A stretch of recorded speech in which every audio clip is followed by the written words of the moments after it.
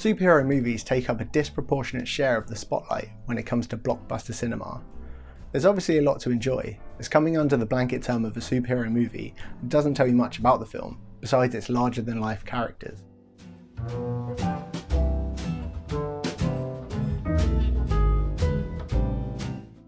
Superhero movies are often genre-bending and are always polarising. But one which was universally despised was the 2016 film Suicide Squad. We have now been treated to another stab at the comic book series, aptly titled The Suicide Squad.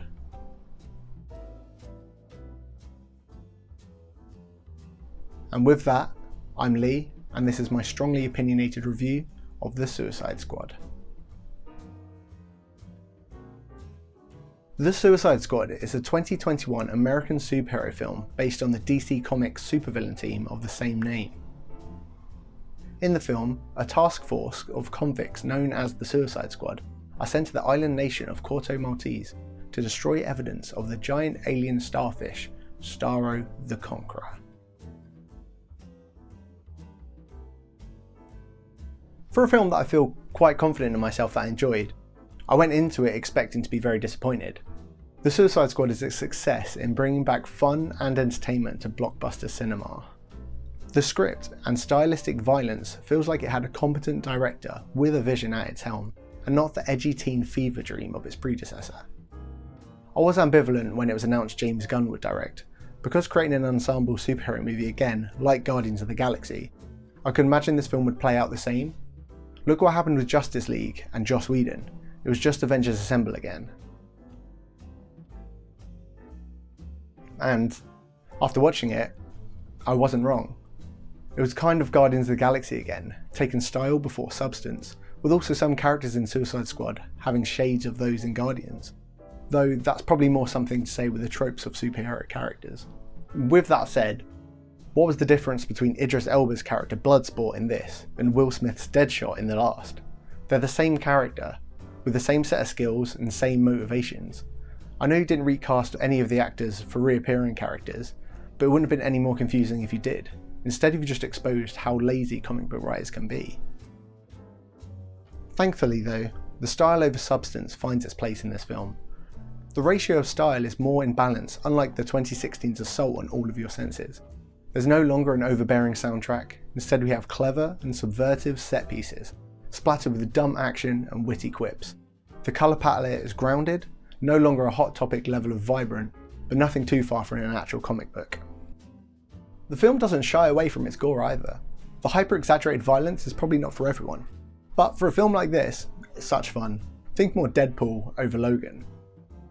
I'm surprised how this film managed a 15 rating over here in the UK. Within the first 10 minutes you see a man's face shot off, limbs dismembered, and we're even treated to the title card playing out through blood excreting from an exploding head. A great amount of this film's creativity is expressed through its violence and its ambitious action sequences.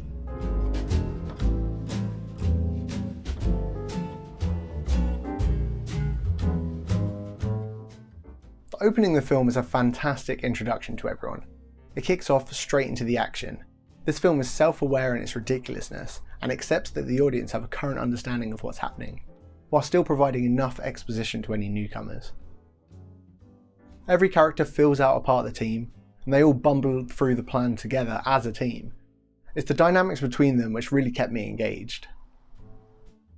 I'm happy that we got to explore each member of the team, and whilst Margot Robbie's Harley Quinn and Idris Elba's Bloodsport take the lion's share of the spotlight, we see each of the cast equally, and they all have standout memorable moments.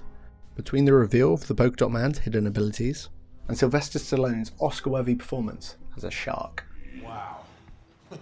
Book's upside down. See that? He's pretending to read a book. So smart, me. Enjoy books so much. Biggest question I had going in though was, when is it set? Is there even a timeline anymore? Is this after Birds of Prey, as Harley references that in this movie? But Birds of Prey references the 2016 Suicide Squad. And this film even has Margot Robbie and Jai Courtney reprise their roles, which creates added confusion as they appear to have a history together. 10 minutes in though, I decided to get out of my head and just straight into my popcorn. There's no point trying to understand this mess of a franchise and just appreciate what I'm watching as a standalone, as I'm sure it'll be retconned soon anyway. As well as Margot Robbie and Jai Courtney, we also see Viola Davis and Joel Kinnaman reprise their roles. I still absolutely despise Viola Davis's stern, ruthless character in this, more for its one tone than because she's despicable, but Kinnaman's grounded Colonel Flagg has a better go at it this time around. And that's one thing that I thought was fantastic about this. The casting in this is great. As a huge wrestling fan, I like to follow wrestlers' transitions into cinema, and John Cena in this is fantastic. I'm happy he's having success in his career. His trajectory seems closer to The Rock than it does Batista, as he's kind of more this lovable simpleton instead of this hulking brute. He has a fantastic chemistry with everyone on the cast, just as he does in the ring. I think it's this chemistry which stands out in this version of Suicide Squad far higher than it does for the previous entry. Oh man, why the fuck are you in your underwear? Tighty whities? Really? Now that's just racist. No, it's not racist. The only real negatives I have of this is that it was far too long. I think the length helped make the film breathe and gave all the characters a time to shine. But as I'm pushing 30, you can't expect me to sit down in the theatre any longer than 2 hours. There's one scene in particular in which Harley Quinn finds a new love interest which really outstayed its welcome. And it's a scene which kind of built up to a rather flat punchline of nothing. I think I may just be personally fatigued by Harley Quinn. I don't find her a strong enough character to be taking such high billings in any of these films.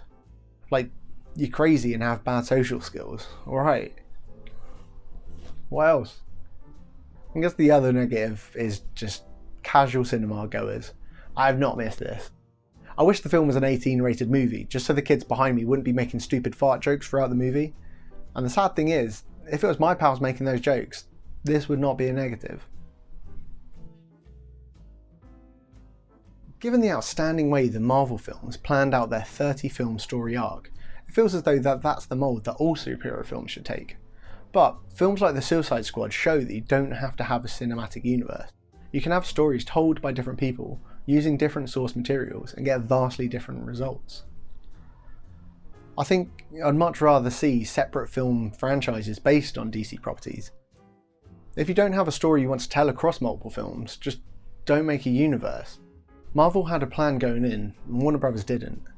Plus, I'd much rather see 2 really good standalone movies than watch 5 Marvel movies with only one standout, where the other 4 are just glorified trailers for that one standout.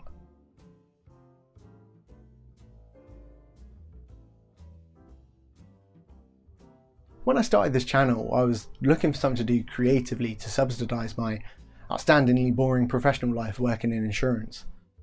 However, I always do the same thing with these kind of projects. I compare myself to others or try to force deadlines on myself. And whilst these can be very good practices, it's definitely not good when it's affecting my mental attitude. And that's why this is only my 4th video in around 4 months. I'd much rather make content that I'm happy with when I'm happy to make it. And a lot of the times we put pressure on ourselves to be the best we can or always be achieving. But that positive outlook can be really negative, and it's good to just take a step back every now and then and have a breather and assess where you are, because you'll see that you're doing really well. And that's something that I found the 2021 Suicide Squad really succeeded in. It took something that wasn't very successful and turned it into something successful. They were able to see their failures, work on them, and produce something very good. It doesn't matter if you have to redo something, as long as the product at the end is good, that's what matters. And it's happy to see it and refreshing to see it that a company like Warner Brothers have done the same thing that we all have. This was one of many welcome backs to the cinema over the past 2 years. Whilst I'd seen Black Widow a few weeks back, it felt like this was the return of blockbuster cinema. This was also the first time I've been to the cinema in over a year where I haven't seen the same trailers before the film, so that really added to the whole experience. And as the Odeon jingle goes, I love the trailers. The Suicide Squad was a big screen popcorn flick, which had full atmosphere you'd expect from a big budget release. There's a lot here to be enjoyed. Gunn uses the villainous nature of our protagonists as fodder for the perfect blend of comedy and action. The Suicide Squad offers moral dilemmas that see you relate to the anti-hero crew, and question what is right or wrong, and how far you'd go to fight for your beliefs. Whilst this film is highly entertaining, it doesn't necessarily do anything new. If you've seen Guardians of the Galaxy and you've seen Suicide Squad, you've seen this. It's an ensemble crew that have been thrown together and need to look past their differences to accomplish their mission. It's a tried and true formula. James Gunn brings us what I'm guessing comic book fans would have wanted to see back in 2016. The team this time feels cohesive, and everyone has their time in the spotlight. So to summarise, the Suicide Squad is great. The words Suicide Squad have finally lost their sour taste, and it was an absolute blast to watch on the big screen. It's hard to say too much that would change anyone's mind on whether they'd watch this or not. Everyone by now has made up their mind on superhero movies, but I'd recommend this for anyone who wants a fun, stylish superhero romp that takes the guise of an ensemble buddy cop action behemoth. Hey, cheers for watching the video and sticking through to the end. I don't really have too much to say at the end of this one. I was originally going to say something about being out with an injury, but I've taken so long to kind of do this review that I've recovered from that injury. But that was a whole part of this video, was to focus on recovery and repairing yourself. And I think that's one thing that this film did really well, was recovering from the 2016 version and actually making this lovely 2021 successful version. So got some other videos in the works. I don't really want to say anything because I know what I'm like, and I say it in each of these. I am good at procrastinating. So if you want to watch me talk about procrastinating, please watch my other videos if you haven't. I understand it's probably all my friends watching these anyway, so please watch those again if you forgot what I said in those. But thanks for sticking around anyway, and cheers. Again, go to the cinema, support things you like. The cinema, music, anything that's dying through COVID, please support it. Or things that actually mean something. Probably more important. Cheers.